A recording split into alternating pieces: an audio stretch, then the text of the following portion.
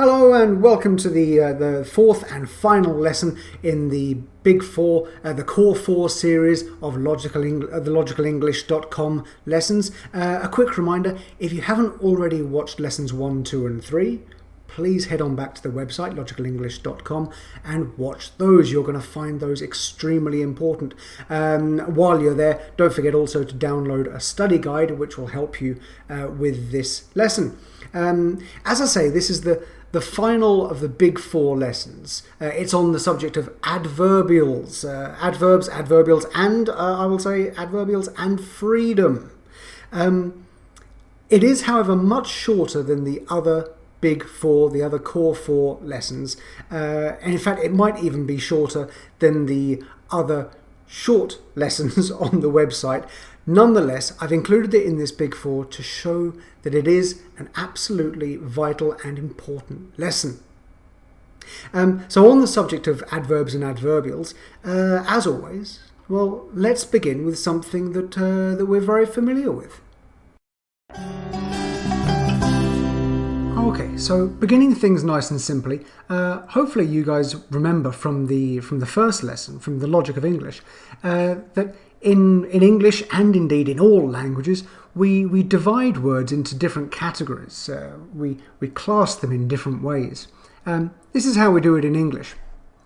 We've got nouns, verbs, adjectives, prepositions, adverbs, articles, and perhaps a new one for you, conjunctions. Let's just have a quick reminder of what those are, or what they do. Nouns, if we remember, they're metaphors for things. They represent things, whether they're real things or imaginary things, countable things or uncountable things. Nouns still represent things. We've got verbs, which I suppose we can often describe as doing words. So we've got words like run, jump, think, have, take. Adjectives, well, they describe nouns, don't they? So you could have a cat and you could have a big cat, remembering that the adjective always goes before the noun it's describing. We've got prepositions, words like in, to, from, about. Well, that's 4 of them. Can anyone remember how many more we have in English? Yeah, unfortunately, there's about 122 more. They'll always be problematic, but let's remember their job. They're there to show a relationship between two noun phrases. I mean, for example, if I say cat on wall, it's not cat under wall, it's not cat in wall, cat on wall. We've got the relationship between cat and wall. We've got articles, things like a, an, the, and we've also got what we would refer to as the zero article, no article at all. There are things called conjunctions, which are words which are designed to connect two clauses. For example, if I say, I like the book, well, we've got a main clause there. Why? Because it is good. But we've got two full clauses there being connected with a word, for example, because, and that kind of word connecting two clauses is called a conjunction. The one remaining category we've got here is the start of our subject today, and it's the category of adverbs. Let's move on and have a quick look at them. Now, we've just discussed some of the jobs of the other words in English, but this subject of adverbs, as always, I've got a quick question for you. Which of the following can an adverb do? In other words, what is the job or are the jobs of an adverb? Well, can they qualify a verb?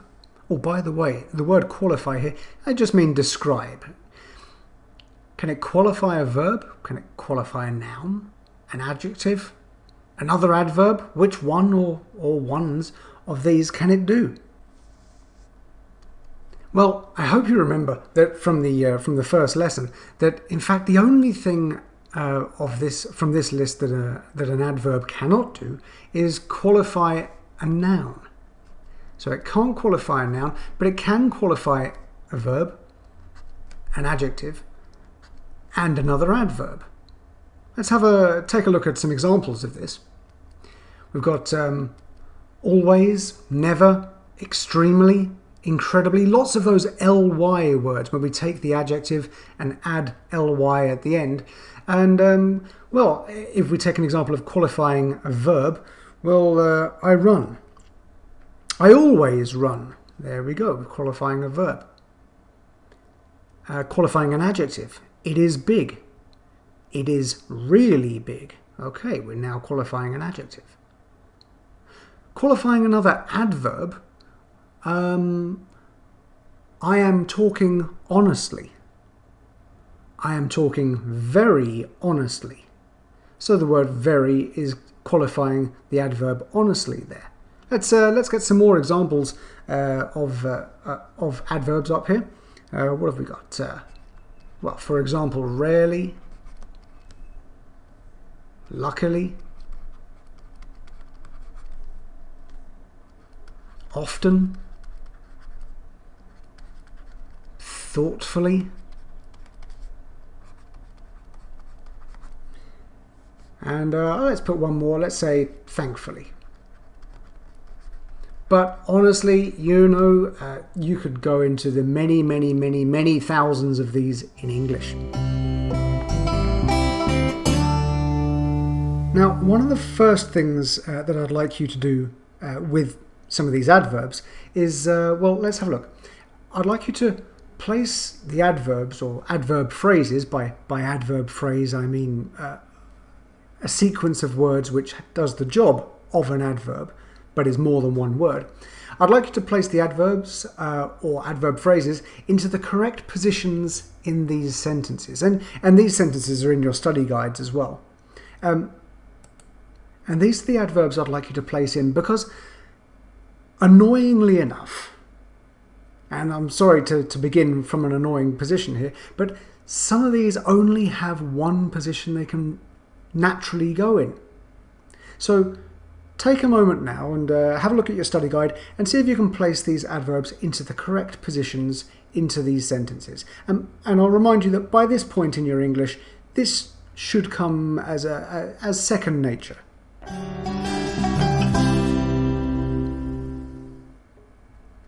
Hopefully you've seen that, well, I drink tea after 10 o'clock in the evening. If we're putting the word never in, well, I never, let's put it there. I never drink tea after 10 o'clock in the evening. That's the only natural place for that word to go, for that adverb to go.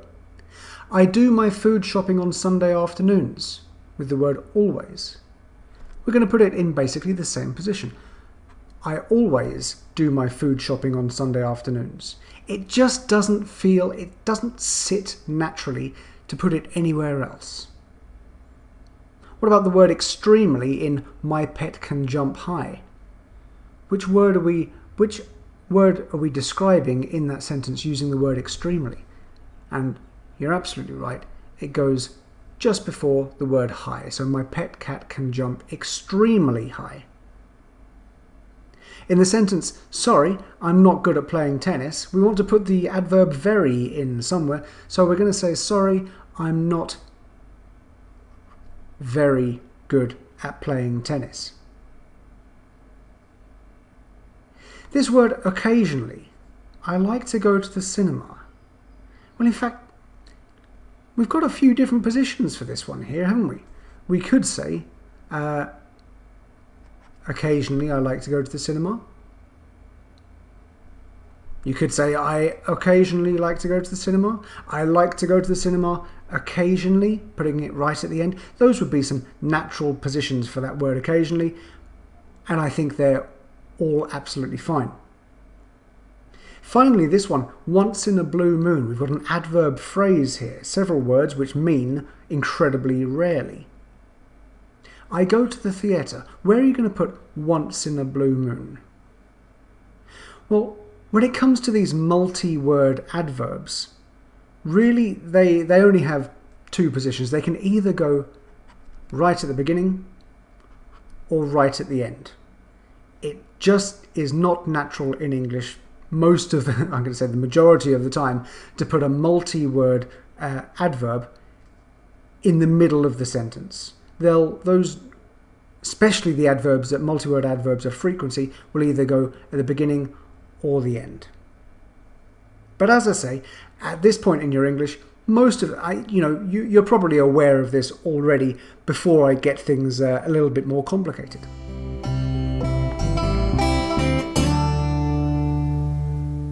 Okay, so far so good. I know you guys know how to use adverbs and putting them into their various different positions. That's kind of second nature to you guys by now. So I'm going to move things on with this next little exercise. I'm not going to say too much about it now. I'll just bring it up. You can see several phrases in front of you, and they all come together to create one sentence.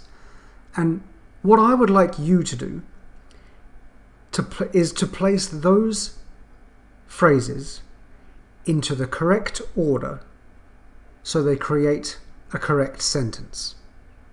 Okay, I'll give you a moment to do that now.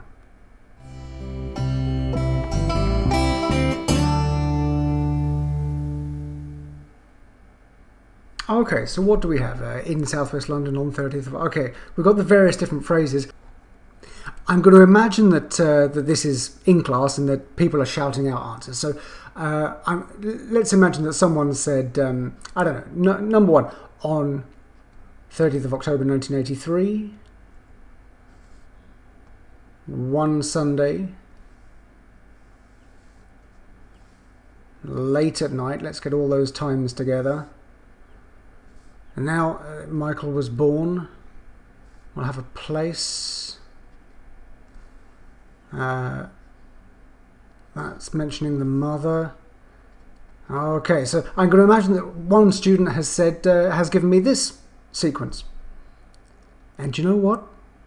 To that student, I would say absolutely correct, spot on, no problem at all. Oh, hold on, but there's someone else trying to give me an answer here. Let's have a look at another answer. So someone else is saying, well, let's say beginning with that one, then that one, they've then gone for that one, next that one, and finally the place right at the end. And to that student, I would say absolutely correct. Congratulations, bravo. But there's one more student with their hand up. And that student says something along the lines of,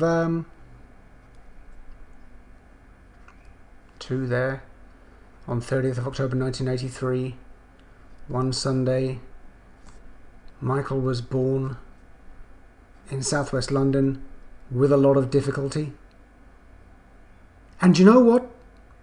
To that student as well, I'm going to say absolutely correct. Can you see a pattern forming here? Hopefully. Before we take a closer inspection at that pattern, there's two more questions I'd like you to answer for me. First question, which part or parts of the sentence can we remove? And second question, which part or parts of the sentence can we definitely not remove?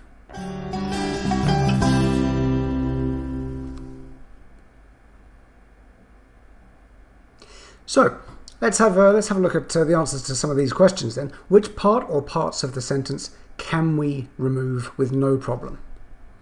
Well, first of all, if we remove in Southwest London, yeah, it's okay. That's just a small detail missing. That's fine.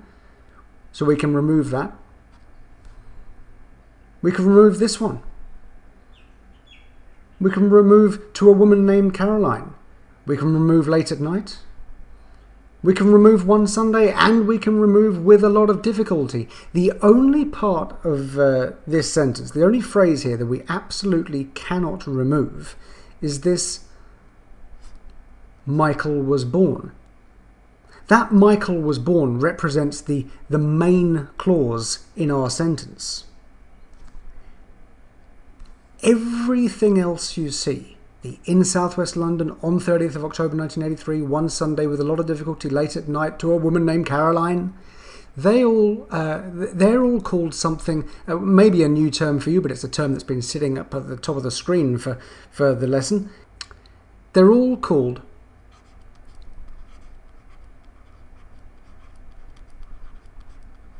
adverbials. Not adverbs, but adverbials. Let's take a closer look at what adverbials actually are.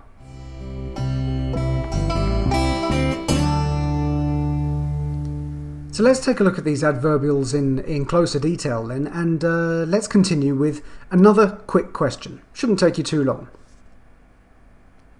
Which of the following questions do these adverbials answer? Who, when, where, and how? Let me also remind you at this point that we're not going to include Michael was born in this, because that's the main clause in the sentence. It's not an adverbial, it's a subject, verb, object, or in this case it's a passive structure. We're talking about the other phrases here, the adverbials. Now, in southwest London, what question from the bottom does that answer? Well, clearly, that's where. On 30th of October 1983 is, of course, when. One Sunday, well, any random Sunday, in fact it's that Sunday on 30th of October, is another when. To a woman named Caroline is, of course, who. Late at night is another when. And with a lot of difficulty, that's a how. So we've got these various different adverbials answering the different questions who, when, where, and how. So what can we now say about almost all adverbials, not single adverbs, that answer these questions?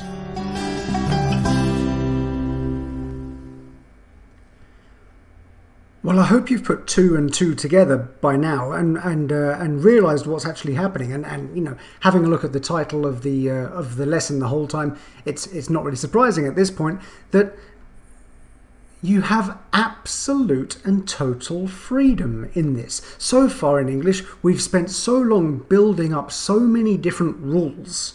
And your mind is filled with ways that we can do things, ways that we can't do things. But here, when it comes to the subject of adverbials, let me make this completely clear.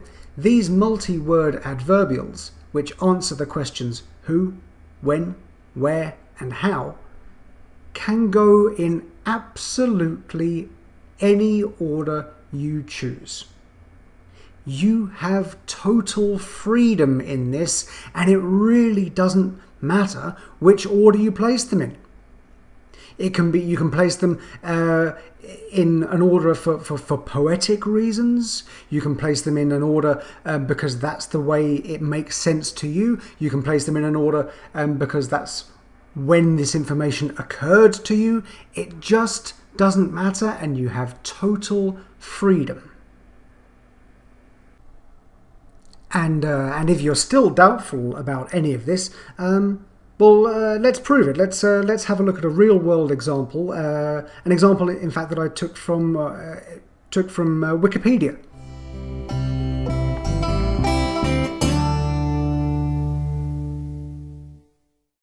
So coming up on the screen now is the article all about John Lennon, adapted from Wikipedia. So I didn't write it myself. And what I would like you to do is to go through it and underline everything that you see which is an adverbial. Anything which answers the question who, where, when, or how. And the purpose of this is to show you just how much of everything we write, everything we say, is one of these movable adverbials. So in a moment we'll check with each other, but just for now, see if you can underline, and you've also got it in your study guide, of course, the same article. In your study guide, please underline all of the adverbials that you can see.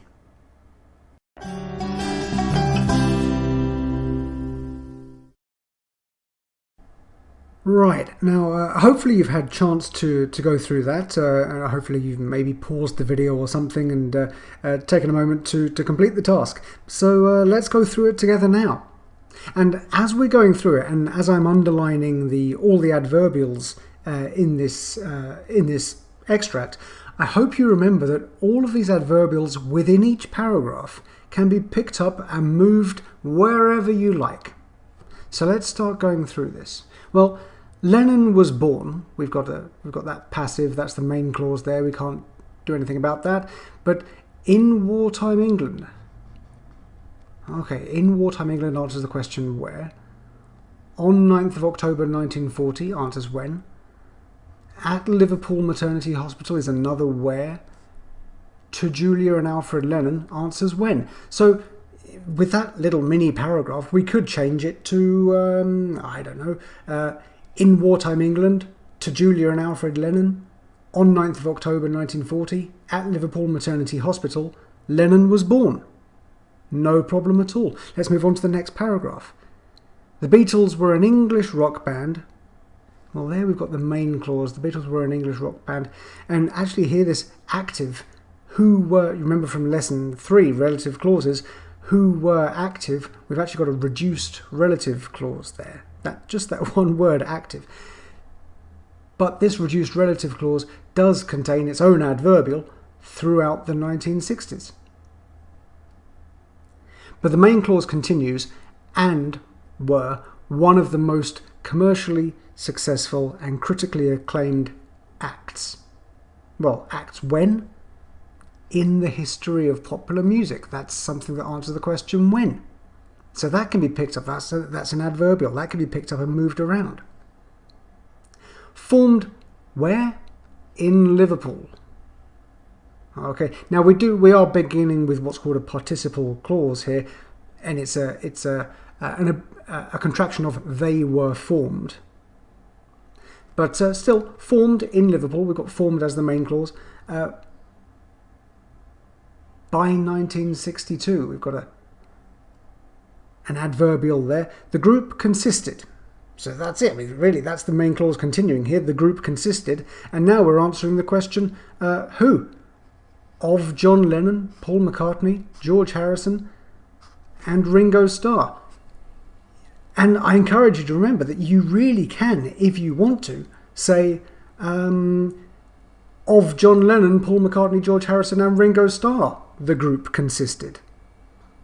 It's a little bit poetic, maybe, but there's really grammatically no problem with it. Let's continue on to the final paragraph. At around 10:50 p.m, so we've got an adverbial that answers the question when there. On 8th of December 1980, another when.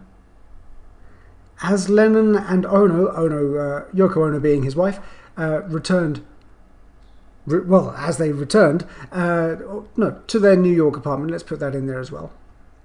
So we've got another when. Where? In the Dakota. Well, you'd probably want to put in the Dakota with the New York apartment. That probably makes a lot of sense there. Now we've got the main clause. Mark David Chapman shot Lennon. There's the main clause. That's the one thing that we cannot remove from this paragraph. But and yeah, this is a sad story. It's a great, believe me, this is not something I take a huge amount of joy in reading out here. But where did he shoot him? In the back. How many times? 4 times. Where? At the entrance to the building. So we've got a few different things answering the question where there. And then Lennon was taken. Got another main clause there, albeit a passive main clause. Where? To the emergency room of nearby Roosevelt Hospital. Okay.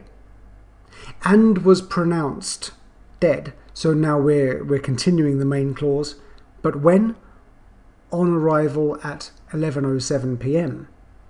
Now don't forget, I didn't write that myself. That's just taken from a public piece of writing. And just look at how many how much of it consists of these adverbials, these things which can be picked up and thrown around in the sentence to your heart's content as it occurs to you for whatever reason you choose. But, and this will be the final message from these core 4 lessons, and I think it's a deserved message. No matter how much you want to throw these adverbials around for whatever reason, poetic reasons, logical reasons, there's one thing that you cannot escape from in English. One thing that you must remember all the time. And that thing that you must remember at all times is, well, hopefully I've drummed it into you enough by now, but let's refresh our memories. First of all, something to remember, a complete sentence must contain a main clause. And hopefully I don't need to tell you by now that that main clause must contain subject, verb, object.